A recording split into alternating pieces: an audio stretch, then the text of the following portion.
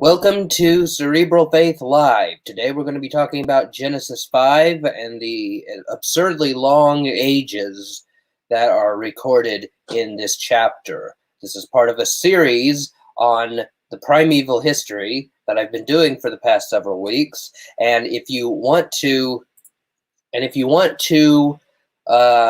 go look at the other ones, if you want to look at my talk on Genesis 1, my talk on Genesis 2, Genesis 3, and Genesis 4, they are available here on the YouTube channel and in the video section of my website, www.cerebralfaith.net. And before I forget, don't forget to like and subscribe and turn on notifications. I'm trying to get into the habit of telling my viewers to like and subscribe. It's important to do that because, when people do, I never remember to like videos or subscribe to channels unless the people who are making the videos tell me to. Then when they say like and subscribe, I'm like, oh yeah, I need to do that because I like this content and I want to upvote it so that the YouTube algorithm picks it up and shows it to other people.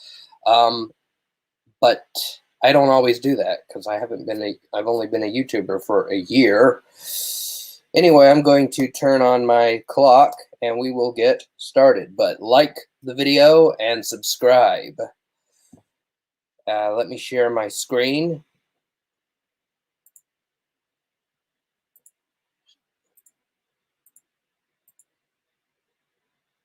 Here we go. Genesis chapter 5, and I'm starting my timer because I want to make sure that I am staying within the time limit, which is an hour.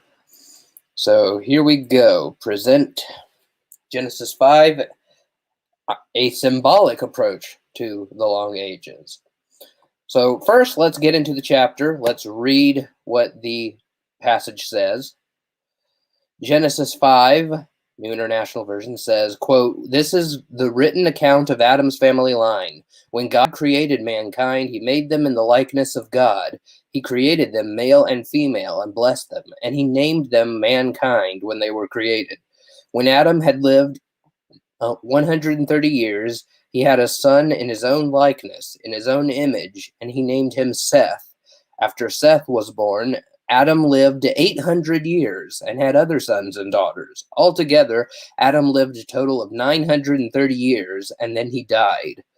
When Seth had lived 105 years, he became the father of Enosh. After he became the father of Enosh, Seth lived 807 years and had other sons and daughters. Altogether, Seth lived a total of 912 years, and then he died. When Enosh had lived 90 years, he became the father of Canaan. After he became the father of Canaan, Enosh lived 815 years and had other sons and daughters. Altogether, Enosh lived a total of 905 years, and then he died.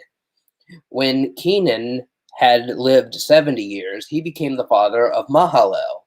And after he became the father of Mahalalel, Canaan lived 840 years and had other sons and daughters. Altogether, Canaan lived a total of 910 years, and then the text cuts off because I didn't fix that in Google Slides. But I'm assuming it says, then he died. When Mahalalel lived 65 years, he became the father of Jared. After he became the father of Jared, Mahalalel lived 830 years and had other sons and daughters. Altogether, Mahalalel lived a total of 895 years, and then he died. When Jared had lived 162 years, he became the father of Enoch. After he became the father of Enoch, Jared lived 800 years and had other sons and daughters. Altogether, Jared lived a total of 962 years, and then he died. When Enoch had lived 65 years, he became the father of Methuselah. After he became the father of Methuselah, Enoch walked faithfully with God 300 years and had other sons and daughters. Altogether, Enoch lived a total of 365 years. Enoch walked faithfully with God, then he was no more, because God took him away. When Methuselah had lived 187 years, he became the father of Lamech. After he became the father of Lamech, Methuselah lived 782 years and had other sons and daughters. Altogether, Methuselah lived a total of 969 years, and then he died. When Lamech had lived 182 years, he had a son. He named him Noah and said, "He will comfort us in the labor and painful toil of our hands caused by the ground the Lord has cursed." After Noah was born, Lamech lived 595 years and had other sons and daughters. Altogether, Lamech lived a total of 777 years, and then he died. After Noah was 500 years old, he became the father of Shem, Ham, and Japheth. So that's the title. That's the passage read in its entirety. And as you can see, we've got a whole bunch of really, really high ages. We've got people living to be 782, 182, 777, 500. We've just got all these really big ages thrown in there, and this is a stumbling block for skeptics who may consider the truth claims of Christianity. How in the world could all of these people live so long, hundreds and hundreds of years? I mean, with Methuselah, let's see, how long? 782 years. 969 years. I mean, we're getting close. We're getting close to a millennium. There. How in the world could these people live this long with our modern medicine and all the technology that we possess and all the comforts that we have? If we're lucky, we can make it to 100. If we're really lucky, we can make it all the way up to 120, but that's pushing it. And at that point, once you hit 100, it's like I can go any day now. How is this possible? Well, here are some questions we need to ask and answer regarding Genesis 5. First is, does the Bible demand that we take these extremely long ages literally? If it does demand a literal interpretation, should we accept it? Also, we should ask, are non-literal approaches viable? Now, with regards to that first question, I'm going to answer no. I've already tipped my hand with the title of this presentation. I don't think the Bible demands that we take these extremely long ages literally. But if it did demand a literal interpretation, I would accept it. Despite what a lot of young earth creationists will tell you, the Bible is my ultimate authority. And if it affirms something as true, then I am going to believe it. I'm going to, and I have believed that these were literal for a long, long time, until relatively recently, in fact. I just didn't know how to make sense of it, but I thought, you know what, I'm sure God knows. I'm sure he knows how to answer this. So I just chalked it up to my own ignorance and my own inability to really make sense of it. Are non-literal approaches viable? Now, this I thought about approaching alternative ways to try to make sense of literal 900-year-olds, but I thought, you know what, that it might be better if I just stick with what is the authorial intent of the text, for two reasons. Well, for one reason is if the Bible doesn't demand that we believe that these people live to be 500, 600, 700 years old, then even if there's a viable scientific answer, does it really matter? I mean, it's, you can really look at these proposals and just kind of weigh them on their own merit. You don't have to really accept one because you feel like you're forced to, because the Bible presents itself with these long ages. Secondly, is that it's been such a long time since I've read about these other proposals that they are really not fresh in my mind. Hugh Ross, in his book The Genesis Question, and I'm assuming also in Navigating Genesis, which is like the second edition of that book, he has some proposal that has to do with some kind of supernova. It's been so long since I've read the Genesis Question, I can't even remember what it was. Richard Deem, though, on GodandScience.org, Richard Deem has a guest article by Fuzz Rana in which he presents a shorter version of Ross's theory for how people in the antediluvian days could possibly live so long. But I'm just going to stick with what does the Bible demand of us.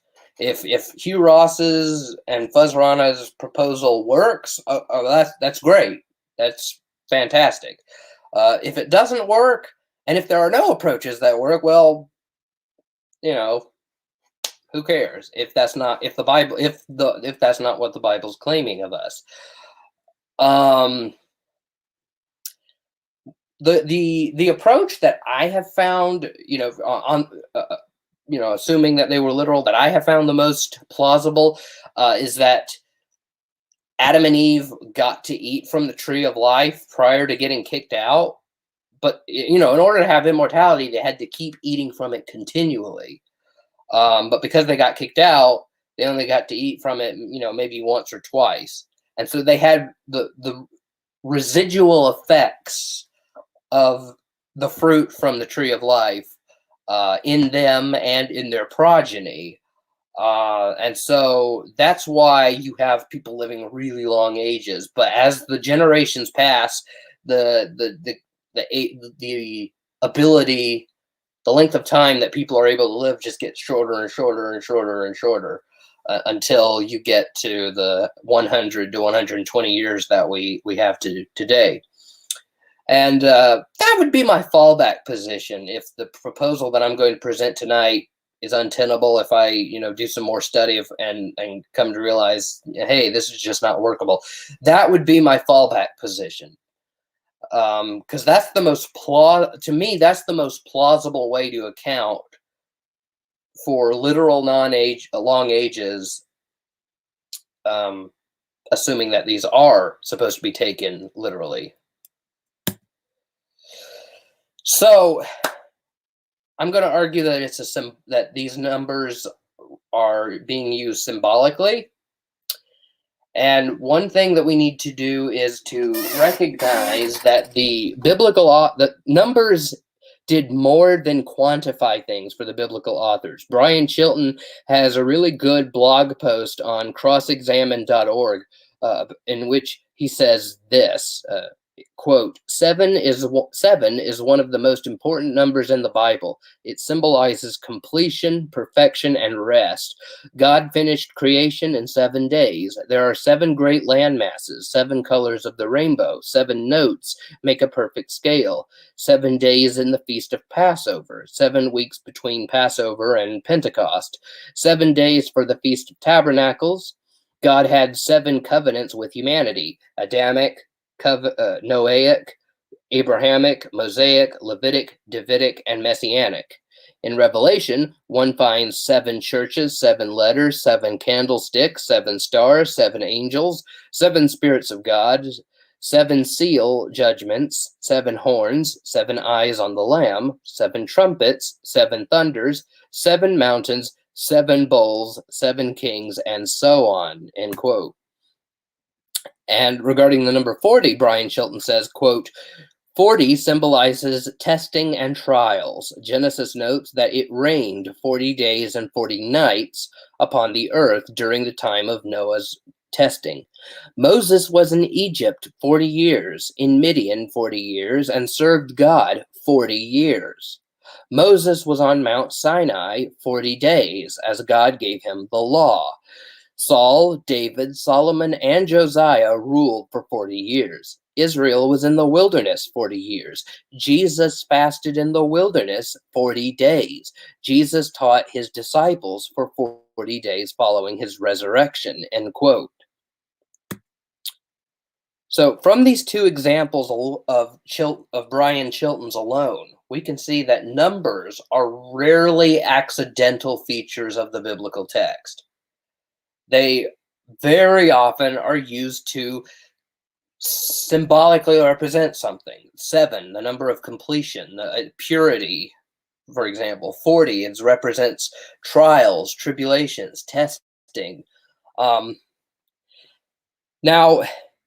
when I was learning about this, and when I was learning about other literary tropes, literary devices in Old Testament narratives from the Bible Project, for example, I learned about some new literary devices in Old Testament narratives from some of the Bible Project's videos, like, how whenever, for example, like whenever someone goes into Egypt, something always goes wrong. So Egypt sort of symbolizes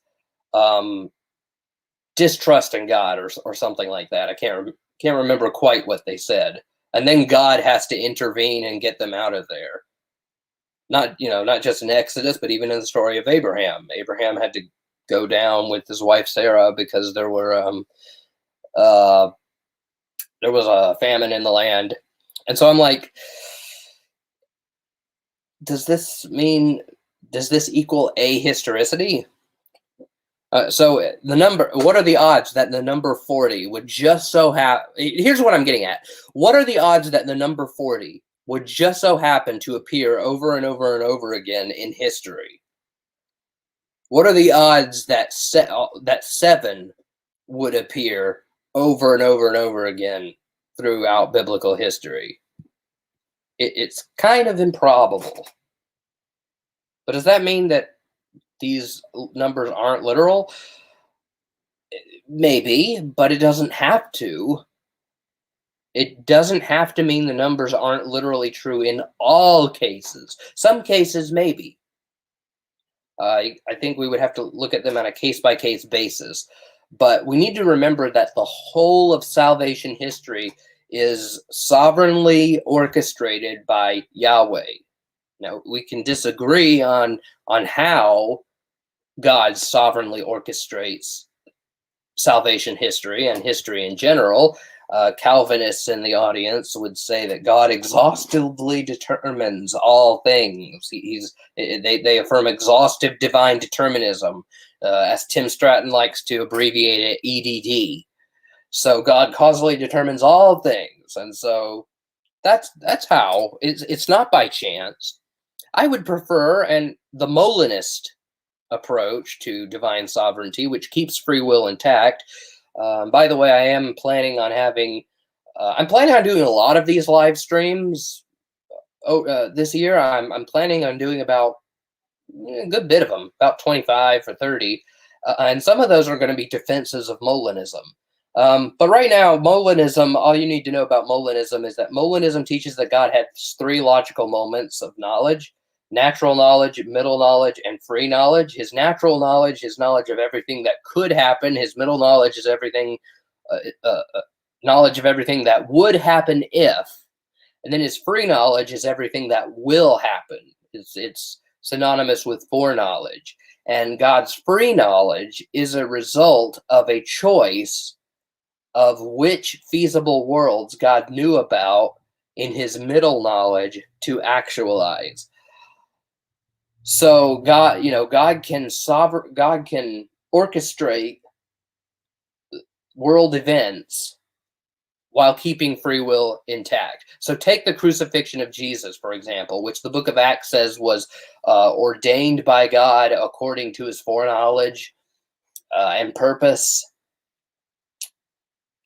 God knew that if Caiaphas was the high priest in the first century, then he would freely choose to betray Jesus to Pontius Pilate. And if Pontius Pilate were the procurator of Judea in the first century, and if Caiaphas brought Jesus to him for trial, then Pilate would freely choose to do what he did in the narrative, to not find Jesus guilty and to try to get him off the hook. But he also knew that if the people in the crowd were born when they were born, that they would freely choose to demand Jesus crucified. And he knew that Pilate would freely give them that choice, Barabbas or Jesus. And he knew that Pilate would, that if he were in that circumstance, he would obey the crowd, and he would give them a choice. Hey, I'm giving you a choice, Jesus or Barabbas.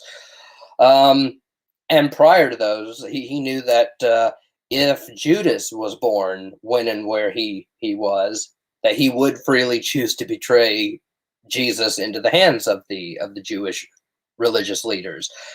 And if any of these actors in the crucifixion narrative were to act differently, such that Jesus wouldn't have gotten crucified, God could have put different people in their shoes. He could have actualized different individual essences whom he knew would do those things, because it was very important to get Jesus on the cross. That's the Molinist account, very summarized very shortly, and that's the view of divine providence that I prefer. But either way, whether you're a determinist or whether you're a Molinist, I mean, if you're a simple foreknowledge Arminian or an open theist, I think you would have to say, yeah, the number 40, the number 7, they just can't keep showing up. It's just chance. I don't see how you could have a strong view of divine sovereignty, of divine sovereignty and providence, unless you're either a determinist or a Molinist. That's a bit of a rabbit trail. But yeah, my point here is that, yeah, because it's under the providence of God, these numbers could sometimes be literal. Like, it could be the case that Noah was on the boat for 40 days. 40 days and 40 nights. And it could be that God orchestrated the events this way so that when the biblical authors finally wrote them down, they would carry this, this meaning. You would know, oh, hey, whenever 40 occurs, it has to do with testing and trials, and then we can connect all these dots. God wants us to do that, I believe. So, and in the case with Jesus in the wilderness, that would be easy. That would just be a simple choice of Jesus choosing to stay in the desert for 40 days, no more and no less. Jesus would be like, okay, I got to stay in the desert for 40 days so that when Matthew finally writes this down, they can connect that to the wilderness wanderings for 40 years. Israel in the desert, Jesus in the desert, 40 years, 40 days, disobedience to God, obedience to God, so I've got to stay here for this amount of time. He could have, yeah, that would be very easy. So it's not by chance. So this thing about numbers being used symbolically, it shouldn't be that strange to us. I know that when I talked about Genesis 1 being, about functional origins, and they weren't concerned about material creation. They weren't concerned about where the universe came from or where all of the stuff in the universe came from. They were just concerned with how. They were just concerned with why God created everything that He did, and with who did the creating. That's kind of, we're so focused on material ontology and material origins in our culture that it's just very natural for a lot of us to read that into the Genesis 1 account. But with Genesis 5, the whole idea of numbers being symbolic shouldn't be that strange, because we use them in our own culture. If you say, my wife is a 10, You're not saying that you're married to a child. FBI, open up! The 10 in this context is a scale on a scale from 1 to 10 of how attractive your wife is. A 1 means she's really, really ugly, and then a 10 is she's really smoking hot and fine. And so if you say my wife is a 10, you're saying that she's as attractive as a woman can get. You're not saying that she's 10 years old, or that she's 10 people, or anything like that. It's a number, and it's being used in a metaphorical way. Or if I were to say, Tom and Sally went into Sally's bedroom and sinned for 69 minutes. I'm speaking to a high context audience. I'm guessing I don't have to explain to you, unless you are really, really sheltered, what 69 symbolically represents. If I say Tom and Sally went into Sally's bedroom and sinned for 69 minutes, I'm not attempting to tell you how long they were having premarital sex. I'm attempting to describe something else. I'm attempting to telegraph something else, and to do so euphemistically. Or if I say I did a complete 180 on so-and-so. I did a complete 180 on my weight. I'm 130 pounds again. It's just, wow. It means I did a complete turnaround, 180 degrees. Now, the issue of numerology. I want to address this. Just because numerology is abused doesn't mean it's illegitimate. Now, you will, if you go to the dark places of Christian YouTube, you will see some weird stuff, conspiracy theory type stuff, regarding the end times and globalism and they use this sort of Bible code or end times code. And they take these numbers from the Bible, and maybe they even take the numbers of the letters of a biblical character's name, and they concoct all sorts of elaborate conspiracy theories about what the end times are going to be like. It's a code in Scripture to be cracked. It's kind of like that movie with Nicolas Cage where they were going to steal the Constitution, and there was like a hidden message in the Constitution that had to be brought to light, and it showed a map to a treasure or something. I haven't seen that movie in a long time. It's kind of like that, if you know what I'm talking about. That stuff is really, really weird, and this is an abuse of numerology. End times code people don't delegitimize numerology. They don't delegitimize it any more than doctors delegitimize medicine. It just means you got to be careful. It just means you got to be.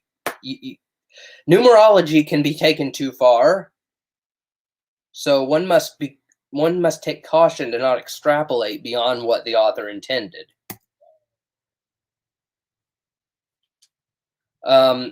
So Genesis 5 ages, are they literal or symbolic only? Biologos blogger Jim Stump writes, quote, "The question is whether it is a better explanation to interpret the numbers as having some symbolic or rhetorical significance to the original audience, even if we don't know what that is, or that they were just a straightforward listing of numbers the way we would use them today. Knowing what we do about the culture, and in the absence of any persuasive reasons for thinking that the ages of these men were so radically different than what they are today, it seems that a symbolic or rhetorical interpretation is a legitimate option and maybe even a preferable one," end quote. Michael Jones, in his video on Genesis 5, 900-year-old man, says, quote, when being numerate used to mean something else, page 415, that Moses, his corporeal talents were perfect until his very last day, and it looks as if the whole number of 120 denotes some kind of perfection. No doubt the number 12 denotes time, since there were always 12 months in a year, so 12 denotes a whole circle of time, and a complete circle denotes perfection by itself, and it is clear that 10 denotes corporeal talent because each has 10 fingers, end quote. Here are some reasons why literal ages are unlikely. First is the Bible says Abraham died at a good old age. Genesis 25:8. Abraham breathed his last and died in a good old age, a man full of years, and was gathered to his people. Abraham died at a good old age, and yet a whole bunch of the people that came before him lived much, much, much, much longer. How is that a good old age? Secondly, Abraham thought it was absurd for him and Sarah to have a baby despite being younger than the forefathers when they bore their children. In Genesis 17:17, we read, quote, "Then Abraham fell on his face and laughed and said to himself, 'Shall a child be born to a man who is 100 years old? Shall Sarah, who is 90 years old, bear a child?'" End quote.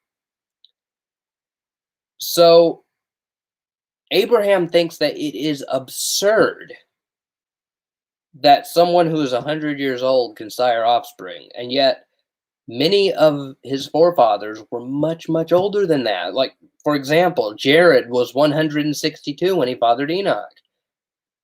If they literally lived, if say Jared lived to 162 literally when he fathered Enoch,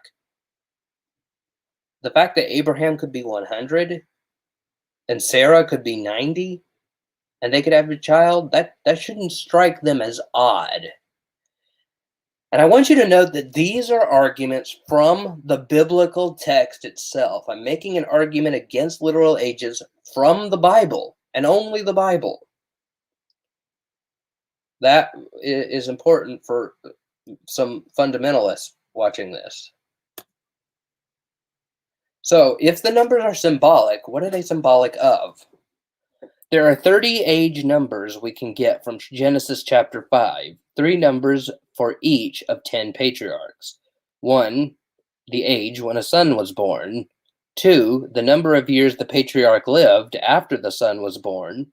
3, the total number of years the patriarch lived. For example, when Adam had lived 130 years, he became the father of Seth. The days of Adam after he became the father of Seth were 800 years. Thus, all the days that Adam lived were 930 years. Genesis chapter 5, verses 3 to 5. The Bible presents us with similar accounts of Seth, Enosh, Kenan, Mahalalel, Jared, Enoch, Methuselah, Lamech, and Noah. If you add up the numbers of the patriarchs from Adam to Moses, you get 12,600. In his video, Genesis 5, 900-year-old man, Michael Jones says, quote, "The ages are not accidental. Moses brings Israel into the promised land, which was viewed by Israel as a new Eden. So from Eden to Eden, you have a symbolic number show up to symbolize God's preparing to bring his people back into a land where his presence resides. The age of Moses is one of the most obvious cases of symbolism in Deuteronomy 34:7. Oh, wait, I read that wrong. The age of Moses is one of the most obvious cases of symbolism, period. Deuteronomy 34:7 says, Moses was 120 years old when he died. His eye was undimmed and his vigor unabated.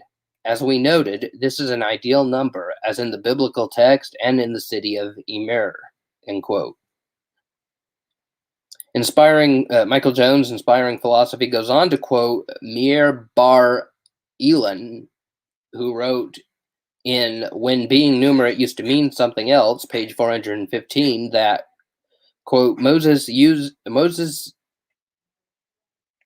his corporeal talents were perfect until his very last day, and it looks as if the whole number of 120 denotes some kind of perfection. No doubt the number 12 denotes time, since there were always 12 months in a year. So, wait a minute. I already read this quote. I must have messed up the slide. I should have proofed the slide a little better. Anyway, what are the implications that this has for biblical inerrancy? Inerrancy is tied to authorial intent. So what that means is an error, the Bible is an error if the biblical author meant to record literal numbers, but there's no error if the whole point was to send messages through numerological symbols, so long as the literal truth behind the symbols correspond to reality. There's an error if it meant to record literal numbers. There's no error if the whole point was to send messages through numerological symbolism. So long as the literal truth behind the symbols correspond to reality, then we don't have a problem. Inerrancy is tied to authorial intent. So if I say to you, it's raining cats and dogs, and you go outside and you don't see canines and felines falling from the sky, am I in error? Did I make a mistake?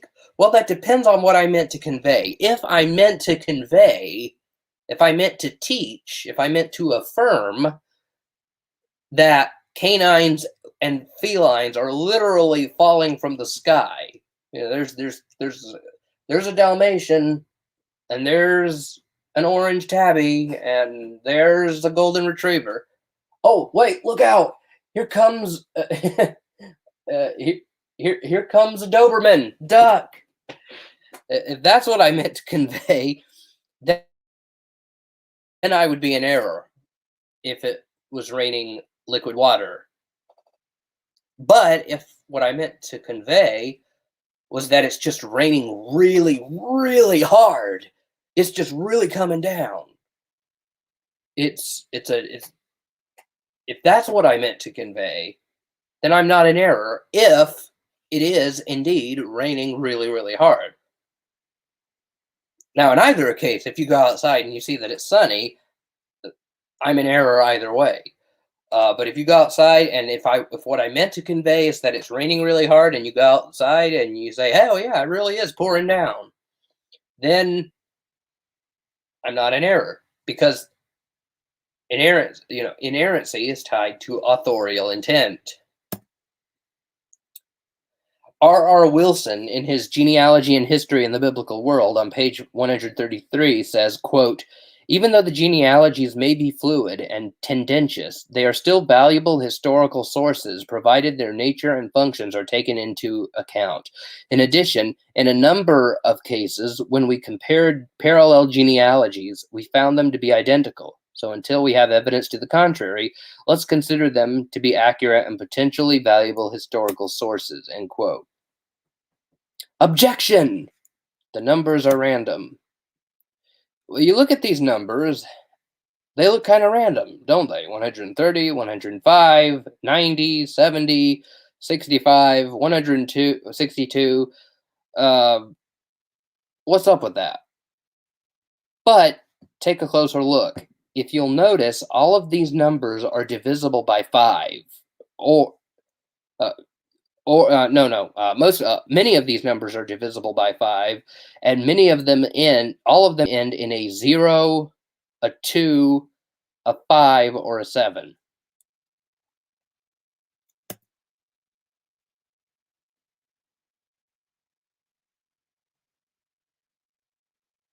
I'm just gonna let you look at that slide for a couple of minutes.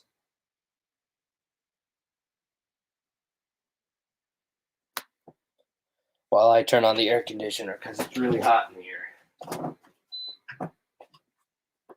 South Carolina weather.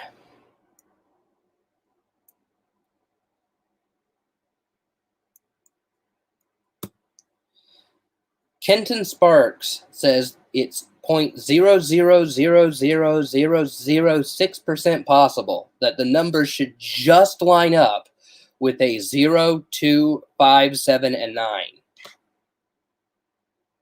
A 0.00006% chance that they just so happen, by sheer chance alone, to all end in a 0, 2, 5, 7, or a 9. This is not an accident. This doesn't happen by chance. Now, we've got good reasons to believe that the ages are symbolic. But what are the numbers? What are they symbolic of? What do the numbers in the Genesis 5 genealogies mean? Well, we can't know what each individual number means with certainty, but we can make some reasonable inferences by considering some of the numbers. The numbers are intended to convey something about their character, how holy they were, how virtuous, how intelligent they were, how sinful they were, etc. So let's take Enoch, for example. Enoch is the 7th from Adam. He died at age 365. 7 is the number of completion. 365 is the total number of days in a solar year. So we can know that the author of Genesis is trying to telegraph that Enoch was complete in some way. Genesis chapter 5, verses 22 to 24 says, quote, "After he became the father of Methuselah, Enoch walked faithfully with God 300 years and had other sons and daughters. Altogether, Enoch lived a total of 365 years. Enoch walked faithfully with God. Then he was no more because God took him away," end quote. Hebrews chapter 11, verse 5 says, quote, "By faith, Enoch was taken from this life so that he did not experience death. He could not be found because God had taken him away. For before he was taken, he was commended as one who pleased God," end quote. Perhaps the combined numbers of completion, 7 and 365, are meant to convey that Enoch was completely pleasing to God, bordering on being a perfect human. Not actually being a perfect human, but just, kind of being like Job, being such a good person that God could say he's blameless. Of course, no one is literally 100% blameless but Christ, but Enoch was a pretty good fellow. Enoch was such a good man that God didn't even allow him to experience death before transitioning him to the afterlife. Lamech is Seth's descendant. He lived a total of 777 years. He boasted a 77-fold vengeance. Lamech is the son of Methuselah. Methuselah's gematria is 777. This might represent Lamech's moral character for blessing Noah, the flood hero, Genesis 5:29. Oop, I didn't put a transition on that slide. Well, the Bible is in error, but this slide sure isn't. I should have proofed this a little better. Here are the takeaway points. We don't need to be embarrassed by we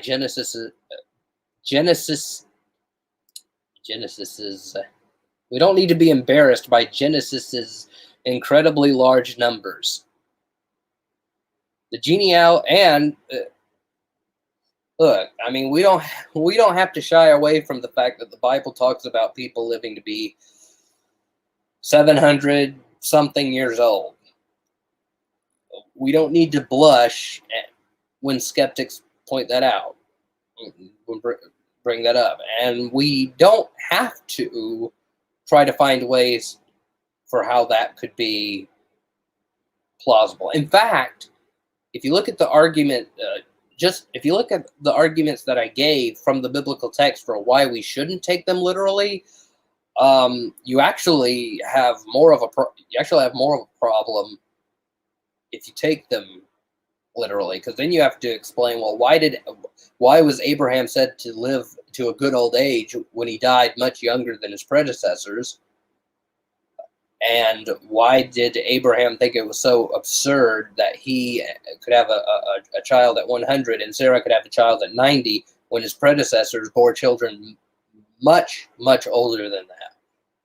So I actually think this is better, just, not just from...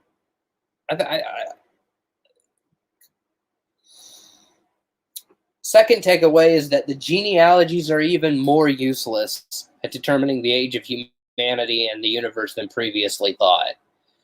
So those Neo-Usherians, people who follow Bishop James Ussher and try to count all the genealogies and all the books of the Bible and try to come up with a date of the universe, that's even more wrong-headed than we.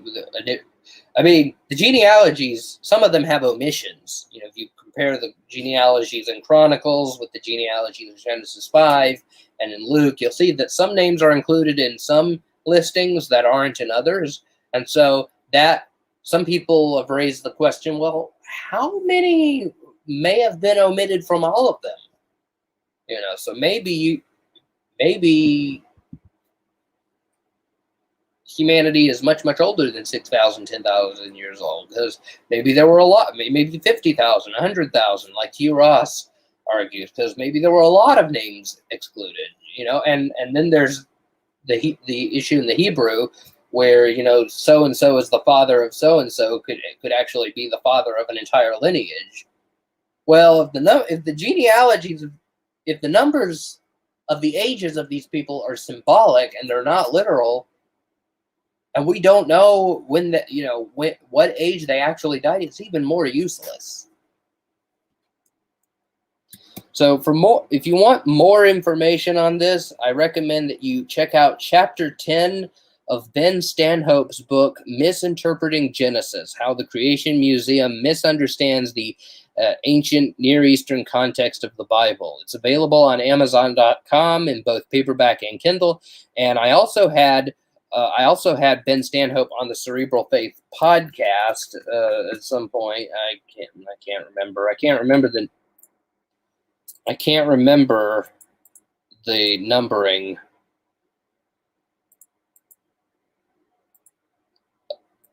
I never can. But let's see, when did I have him on? We don't talk about the genealogy. We talk about other stuff, but on my website here, yeah, here it is, episode 99, Misinterpreting Genesis with Ben Stanhope. You can go check that out. Good book.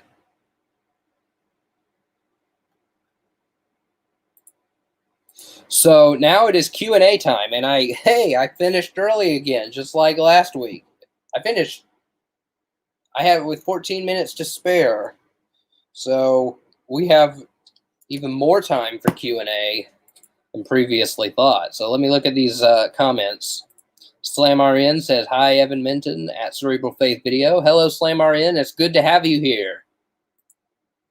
Andrew Risk says, peace of Christ, Mr. Minton. Glad to be here. I'm glad to have you here. SlamRN says, Cerebral Faith Video. Have you ever watched John Caustic videos on Hebrew? He goes into numerology a lot. I haven't heard of John Caustic, but I will check him out. I've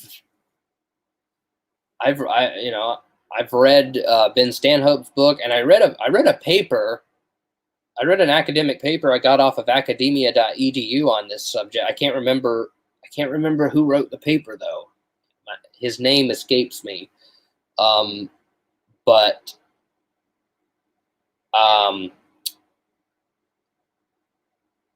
Yeah, I will check him out, because this whole subject about numerology, not just with the ages, but just like how numbers are used in the Bible in general, like I alluded to, that's a very interesting subject, and it's not one I've looked into outside of the genealogy debate. I've looked into it on a cursory level outside of tonight's topic.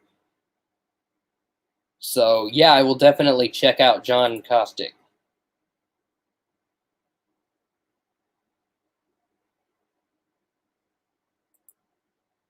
The numbers, Mason. What do they mean?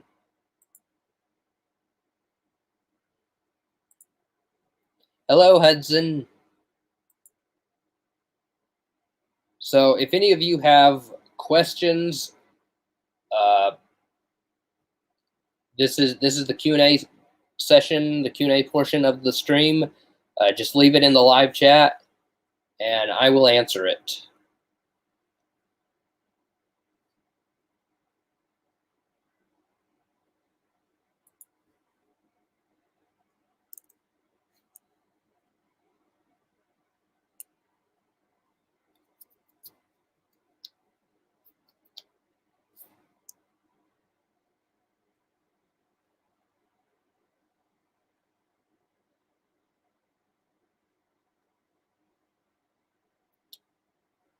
I don't know if anybody's typing, but I think I'm going to just do some talking so I don't have awkward silence. Well,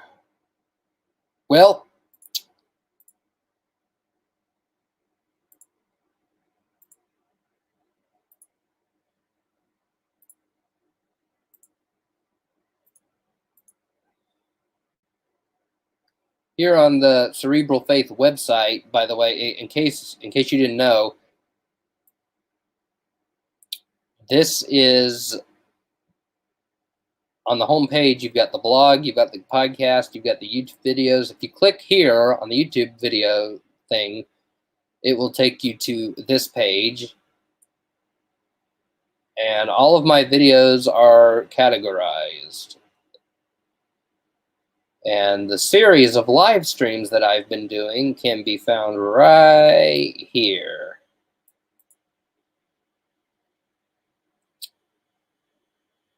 And there we go. I wonder what would happen if I clicked on this, since I'm streaming.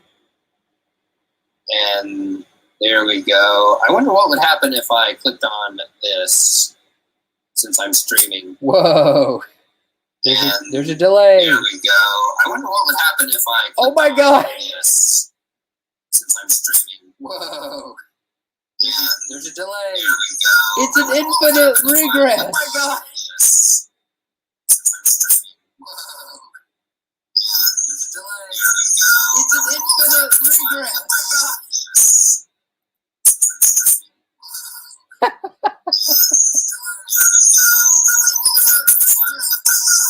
It's just going on forever. Okay, that's enough of that. Enough of that. Okay, so anybody that was trippy. Anybody got any questions? Hudson says, bruh. Yeah, I know. Andrew Risk says, I've got nothing. Well, in that case, if nobody's got any questions for the Q&A portion, I guess I will just sign off. But before I do, I want to tell you to, again, like and subscribe. Like and subscribe. And if you want to support this ministry financially, go to patreon.com/cerebralfaith. And next week, I'm going to be we're going to be getting into Genesis 6, and I'm going to be talking about the Nephilim. What are the Nephilim? Who are they? What importance do they have to the biblical narrative? Are they angel-human hybrid? Are they the result of angelic beings and human women coming together and doing the naughties and producing quasi-divine freaks of nature? Are they Neanderthals? Are they the result of intermingling between the line of Seth and the line of Cain? Or are they the offspring of ancient divinized kings? These are the options that we're going to examine, and we're going to see which of the four options is most exegetically tenable. That's going to be a very interesting episode, so be sure to come back next week, Monday, 8 o'clock p.m. Eastern Standard Time. Thank you for watching Cerebral Faith Live. Peace out, God bless, and I will see you next time. And keep using the brains that God gave you.